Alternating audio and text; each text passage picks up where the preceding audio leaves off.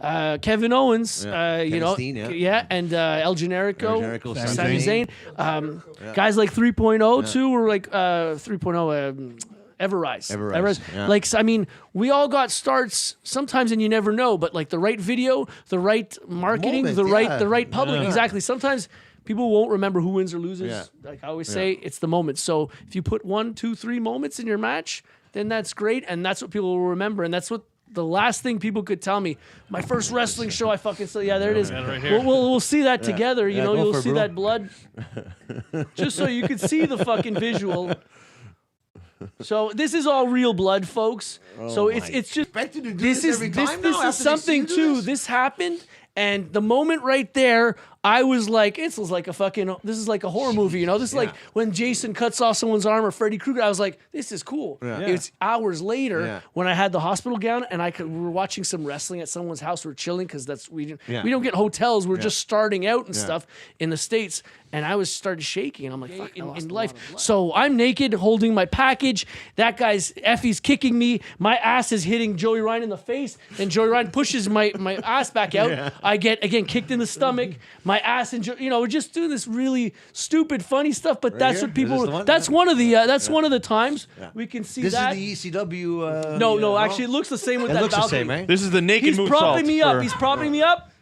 And boom, when you get hit with that's 5 pounds of cock meat slapped right off the top of your head. Whatever you want to call it, the pepperoni driver, the salami slam, whatever you want to call it. That's it. The cock drop. So you can't and you can't lift my hand. Like I need something to cover up. And this is when I have most of my fun is being like walking around the crowd after that, pretending I don't know where the exit is. So where was it? This way? Is this way? And I'm just walking, and everyone's sitting is at ass level to my ass.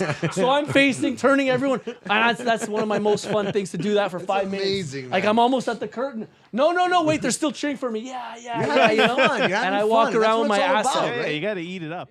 But then age catches up to you, and concussions catch up to you, and you're like, you got to be safe, which is still, I do the split-legged moonsault, so RVD does it in one jump. I kind of do a bounce. But I used to do some other stuff when I was younger and more talented. Okay. Now I just don't give a fuck. Like, some people will say, hey, this guy's going to phone in his match. Like, yeah, I got 2 phones to phone in my match, meaning that you don't care sometimes. You're like, that's all you're going to pay me? Really? We had a deal. All right, well, I'm going to do a line of Coke, drink some beer, and wrestle your guy, too. I might drop on his head, but that's on you, promoters, on you.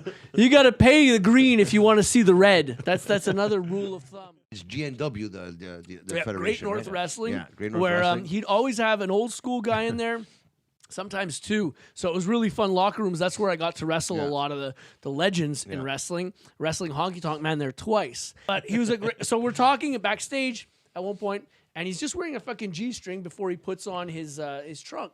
And he had, again, Budweiser, his favorite beer, King Can of Budweiser.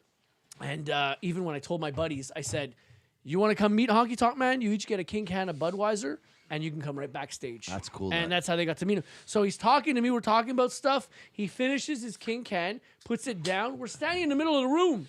I don't know. He did this. He pulled another one out, and he was just wearing a G-string. I don't think it could hang there. And a holster in the back there? It's in his guitar case. I know. I was like, that's magic. And that's when you know he's a true professional to the sport. So, Eddie, word on the street is that you're going to be doing the Jofo in the Ring podcast. Well, I'm glad to hear that because those guys are actually going somewhere. So maybe they might be able to put a little bit of relevancy on your name.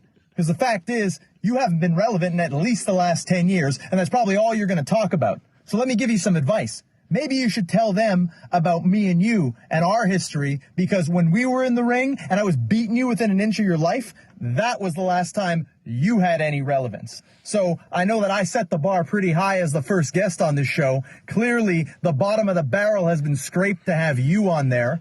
But I just hope you do them justice because they're good guys. They run a great show. And I think if you play your cards right, maybe they might help people to remember who the hell you are. Wow. So that's one of the that's one of the nicest things everyone's ever. It's true. I mean, from the bottom of my heart, thank you. Wow, that was beautiful. Like, That's you had rivalries with Jeremy Prophet. well, we had a lot of rivalries, Yeah. but he says I'm going to talk about stuff that happened 10 years ago. Sure, I'll talk about stuff that happened 10 years ago. Oh. I'm going to talk about the time.